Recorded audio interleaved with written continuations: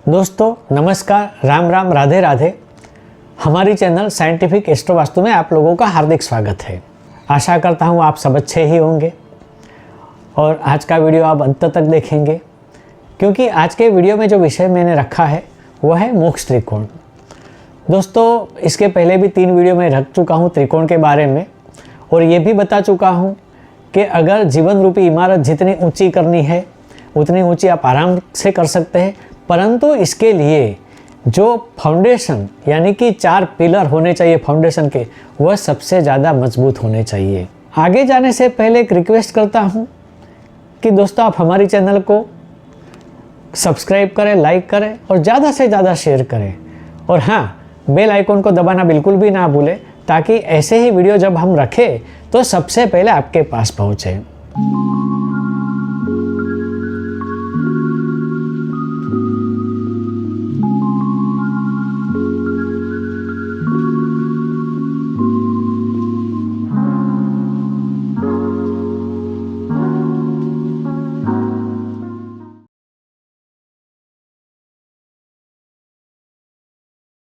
सबसे पहले मैंने जिक्र किया था धर्म त्रिकोण, दूसरा था अर्थ त्रिकोण, तीसरा था काम त्रिकोण, अब चौथा है मोक्ष त्रिकोण। क्योंकि जीवन में सबसे पहले आप आते हैं तो आपका धर्म समझना है, आपका धर्म क्या है। उसके बाद में जीवन चलाने के लिए आपको अर्थोपार्जन करना है, यानी धन कमाना है। उसके बाद में आपको ज़िंदगी का सुख भोगना है, काम करना है, वह है काम त्रिकोण। और लास्ट में, क्योंकि जब जन्म हुआ है तो मृत्यु तो लिखी हुई है, यानी कि आपको इस दुनिया से मोक्ष भी तो पाना है। लेकिन हमारे जो शास्त्र है वो कहते हैं कि आप मोक्ष पाओ तो आपका जो अगला जीवन होगा वो बेहतरीन हो, अच्छा हो, जीवन की सारी खुशियाँ मिले, ऐसा हो। ऐसा अगर इस जीवन में आप चाहते हैं तो आपका मोक्ष त्रिकोण जो है उसके बारे में आपको ज़रूर सोचना चाहिए। अब जो मोक्ष त्रिकोण आता है उसमें केंद्र का चौथा स्थान आता है जो सुख का स्थान है, और दूसरे जो केंद्र के बाहर के 2 स्थान हैं वह है एक 8वां स्थान और एक है 12वां स्थान।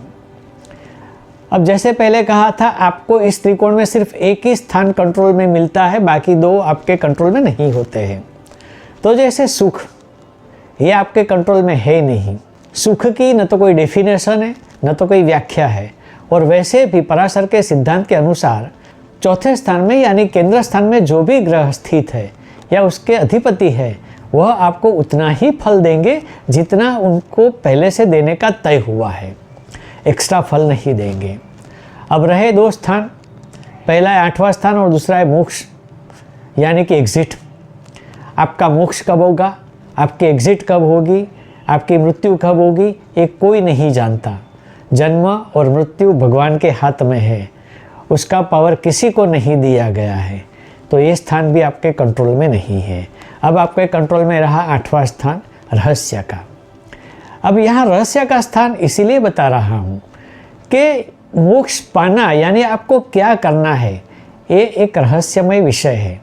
यानी जो आध्यात्मिकता है, जो दान पुण्य है, जो जीवन में अच्छे कर्म करने हैं, ऐसी सारी चीज़ें रहस्यमय है, और उस रहस्य को आपको उजागर करना है और उजागर करके आपको अपने जीवन में अपनाना है, ताकि आपका जीवन एक आध्यात्मिक पंथ पर चले, धार्मिक पंथ पर चले और जीवन में अच्छे कर्म आपके बने।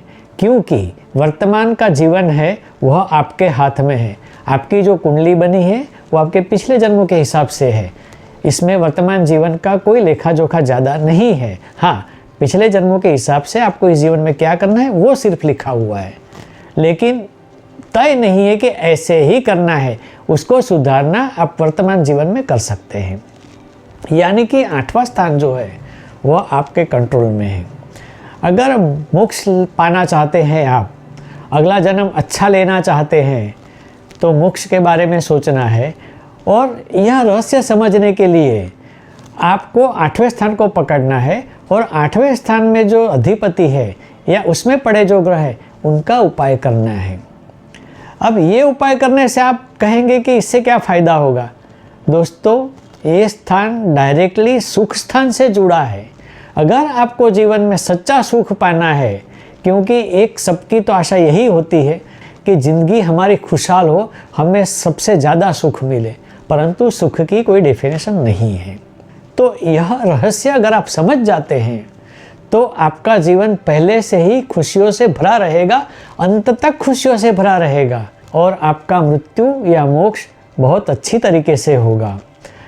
मृत्यु के बाद आपकी आत्मा भटकेगी नहीं, आप तुरंत ही नया जीवन पाओगे और यह नया जीवन अपने अभी के जीवन से बहुत अच्छा हो, इसकी आपको ज़रूरत है और ये विश्वास आपको करना है।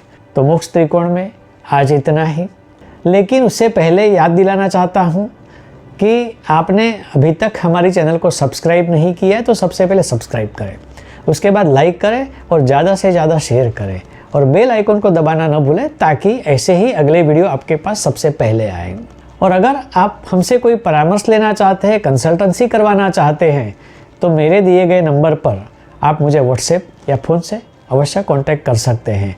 और एक बात और कहना चाहता हूँ कि इस वीडियो के बारे में जो भी लगे आपको, आगे कोई वीडियो के बारे में आपको जानना है या ऐसे ही वीडियो की मांग है आपके पास में, तो हमें कमेंट सेक्शन में जाके अवश्य लिखें।